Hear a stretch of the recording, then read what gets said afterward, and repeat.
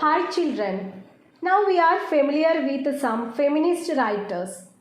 Elizabeth Barrett Browning, Anne Rich, Charlotte Bronte are some of them. Then what is feminism? I'm sure all of you know feminism well. Anyway, sometimes women and girls are treated unfairly because they are female. Feminism is about preventing that and trying to get boys and girls and men and women treated the same. It is about changing the way that people see male and female rights and campaigning for equal ones. Feminism is the belief in the social, economic and political equality of women and men. It is a social and political movement. Somebody who follows feminism is called a feminist. Feminists are committed to activity on behalf of women's rights and interests. There are many different types of feminism. The term feminism suggests the advocacy of broader vistas for women, the principle of equality with men, and the removal of false and constraining gender requirements.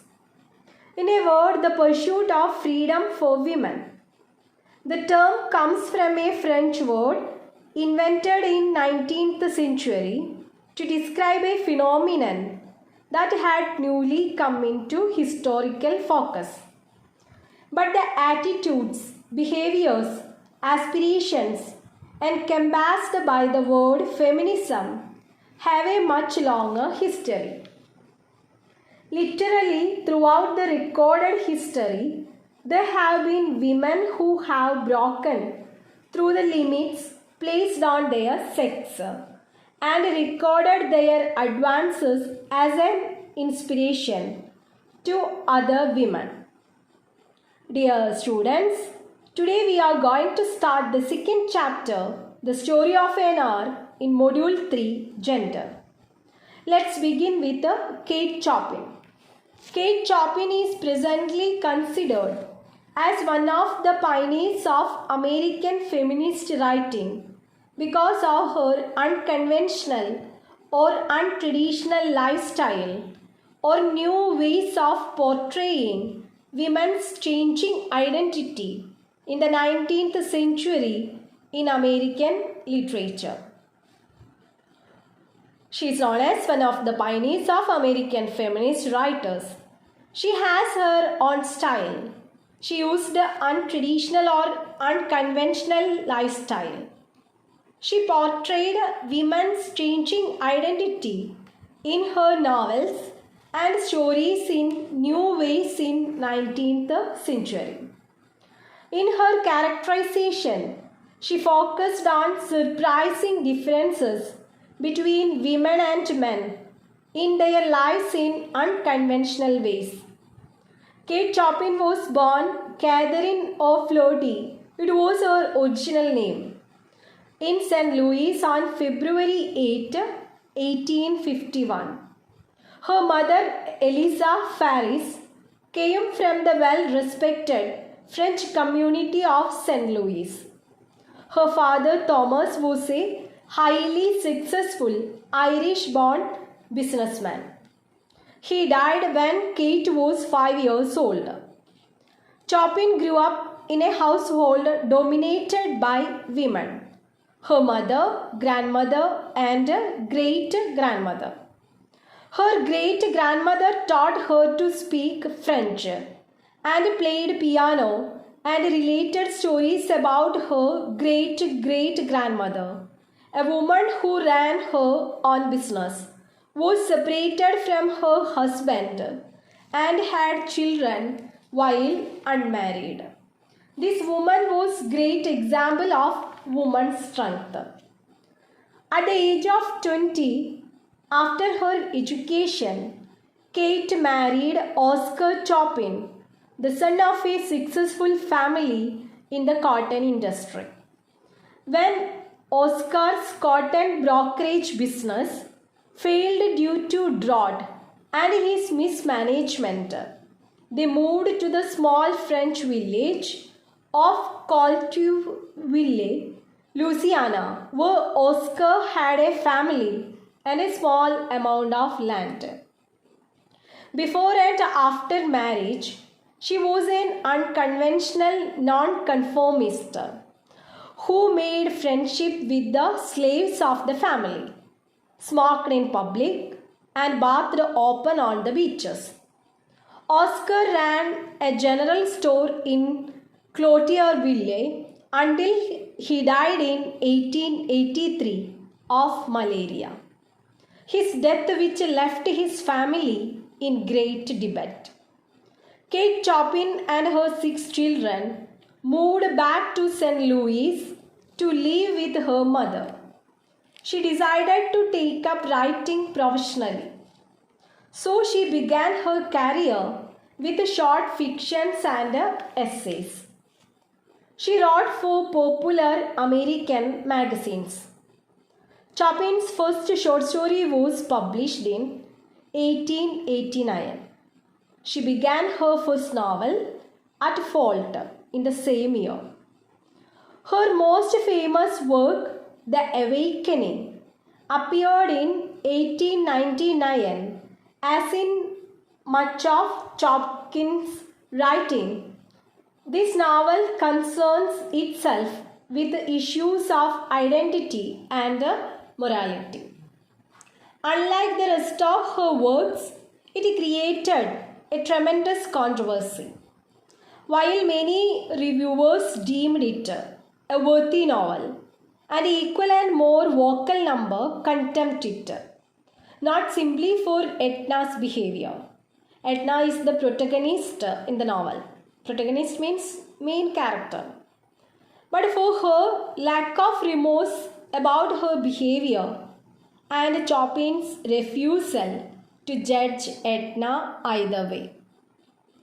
The examination of unhappy marriages, the question of divorce in a rational, unemotional manner, and the theme of love outside marriage, concern ahead of the times, formed some of the major themes of her novels. The unpleasant criticism with which the novels were received had a shocking effect on Chopin, as her publishers cancelled her future contracts. Chopin published almost 100 short stories, 3 novels, and 1 play within 12 years after she began writing. She pursued it with the same business sense she displayed while running her husband's business general store after he died. In her last years, health problems made writing difficult. Although many people attributed the decrease in her writing as a result of the storm of negative publicity that accompanied the Awakening publication in 1899. Her death came suddenly. She died on August 22, 1904, of a massive cerebral hemorrhage. She is one of the pioneers of women's writing in America. Critics at present appreciate her skill and artistry, particularly her striking use of psychological realism, symbolic imagery, and sensuous themes. Although her work was relatively unpopular at the time of her death, her legacy as both an important American novelist in her own right and one of the first female authors to address gender inequality has only grown. Students, we went through the biography of Kate Chopin. You don't forget to read the page number 56 in your textbook. In this semester, we are going to enjoy Kate Chopin's very beautiful short story, The Story of Anna. Let us start with the historical context of the story, The Story of Anna. The Story of Anna was published in 1894, 1 year after the first US state granted women the right to vote. Before 1920, women did not have the right to vote in the US. The suffragist movement fought for these rights, and the people who were part of the movement were suffragists. The Story of Anna showcases many of the suffragists' common concerns by placing at its center a woman who suddenly finds herself no longer financially or socially dependent on a man. Like many of Chopin's stories and novels, the Story of Anna is interested in examining female independence. The Story of Anna was originally published as The Dream of Anna in Vogue magazine. Actually, the story's original name was The Dream of Anna. Later it became The Story of an Hour. You know anything about Vogue magazine? Vogue was a newspaper published every week and was intended to cater to the upper class of New York. The publication also published another of Chopin's most famous short story, Desire's Baby. Students, are you interested in films? Then you will get the chance to watch film adaptation of this story. In 1984, PBS aired a film adaptation of the story of Anna. The film was called The Joy That Kills, taken from the story's last line, and was written by Tina Rathbone and Nancy Dyer. Before starting the story, let's go through the characters. There are 5 characters in this story. First character is Lucy Mullard or Mrs. Mullard. Lucy Mullard is the protagonist of the story.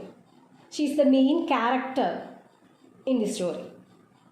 A woman troubled by heart condition who is told that her husband Brentley Mullard had died in a train accident.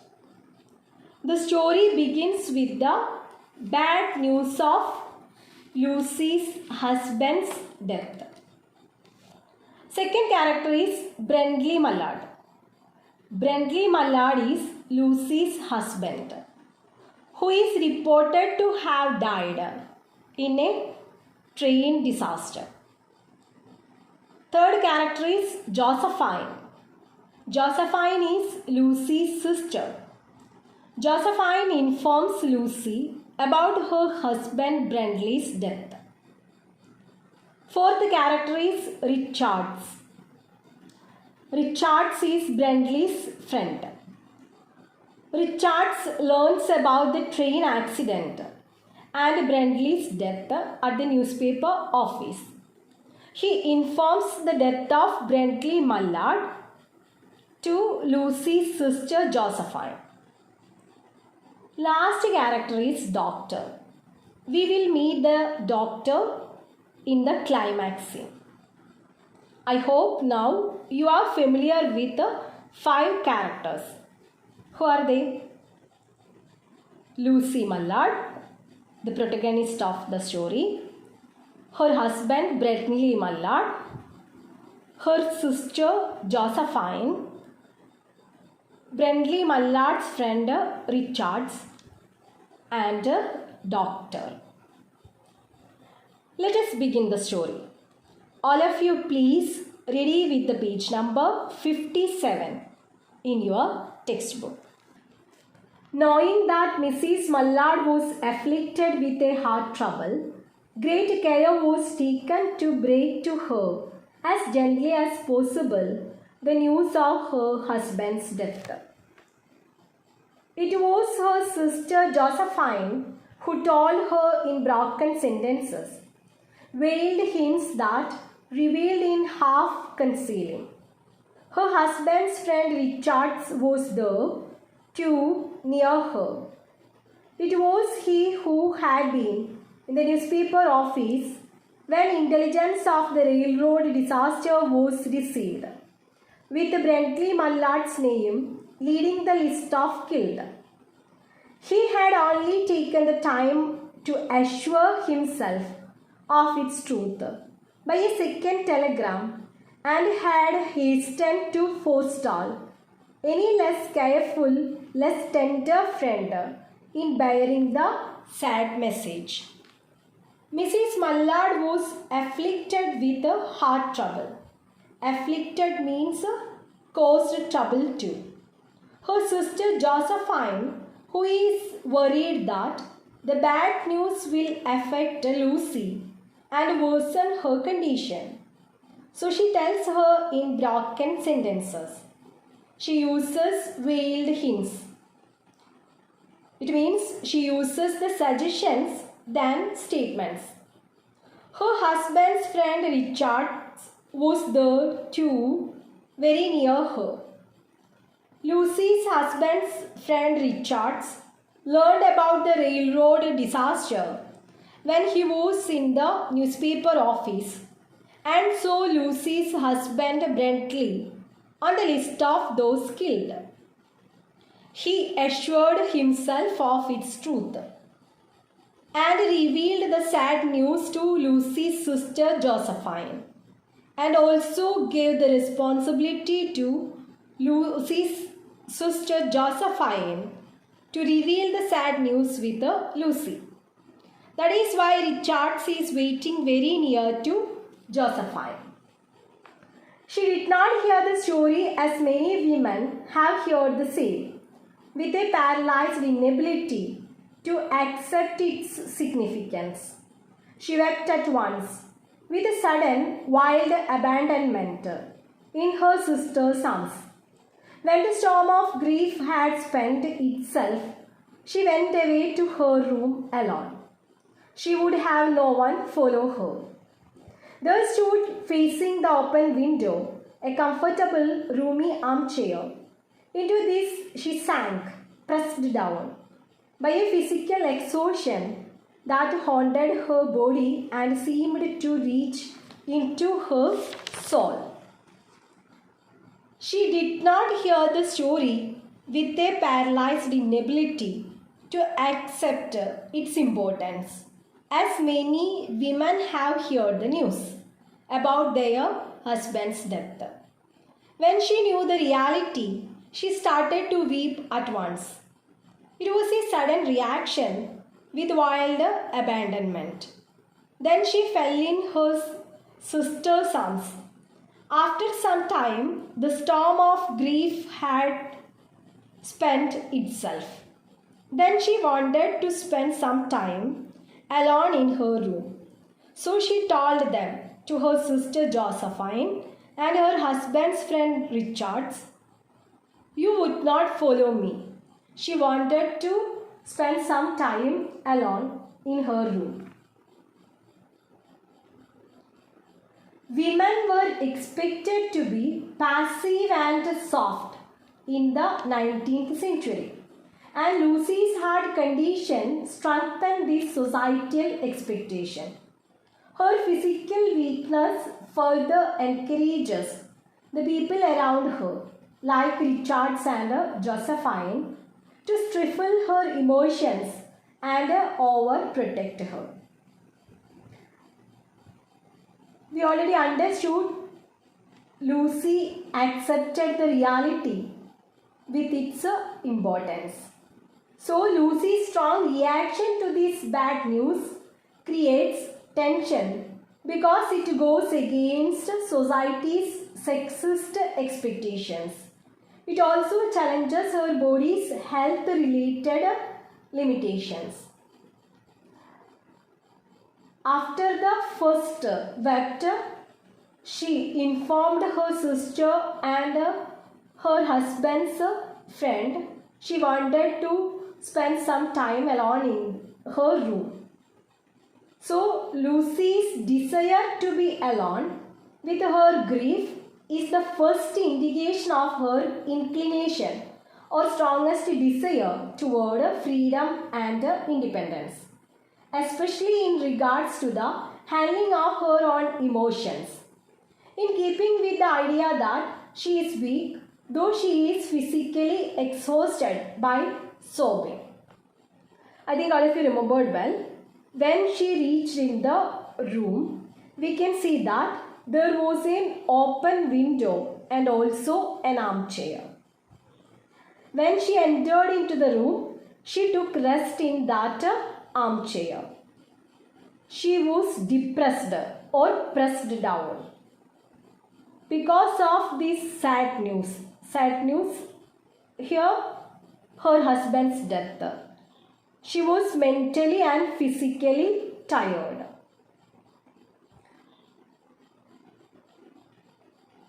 Kate Chopin has used many symbols in this story.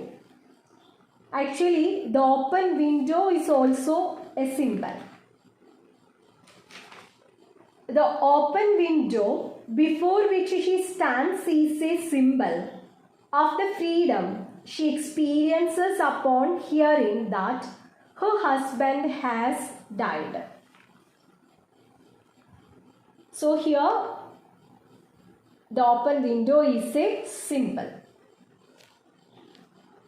She could see in the open square before her house the tops of trees that were all aqua with the new spring life.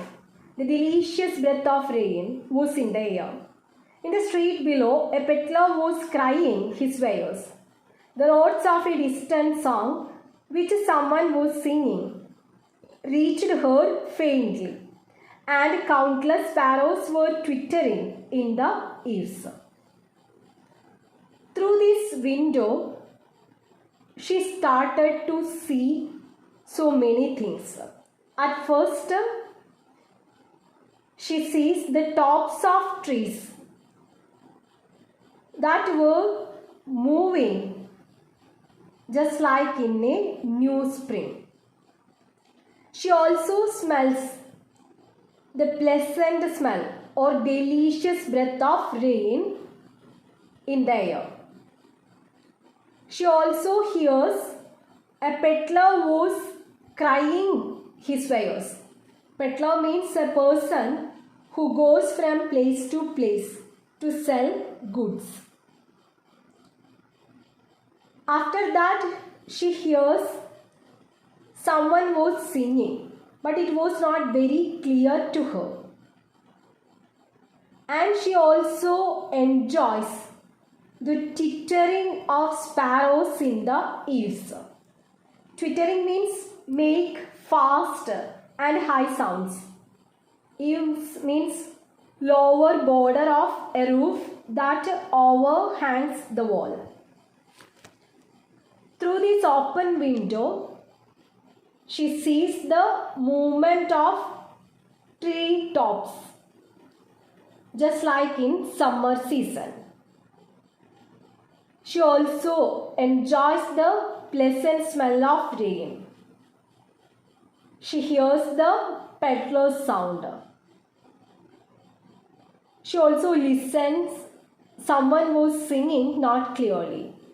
Finally, she hears the twittering of sparrows in the eaves. There were patches of blue sky showing here and there through the clouds that had met and piled one above the other in the west facing her window. Again, through this window, she starts to enjoy the beauty of nature. There were many clouds. Those clouds were piled one above the other. So after the death of her husband, through the open window, she started to enjoy the beauty of nature. I think this is enough for today's class. We have already completed 5 or 6 paragraphs in page number 57. It's time to go through the questions relating this part. My first question, in which magazine was the story of Anna originally published? Next question, who told Mrs. Mallard of her husband's death in veiled hints? What was the original title of the story of Anna? Who was Mr. Richards? Why was great care taken in breaking the news of her husband to Mrs. Mallard? Next question, what was Mrs. Mallard's immediate reaction when she heard the news of her husband's death? How was the outside world described after Mrs. Mallard heard the news of her husband's death? Last question, comment on the symbol of the open window. I am very confident you can easily answer all these questions. We will continue this story in our next class. Take care and stay at home. Thank you.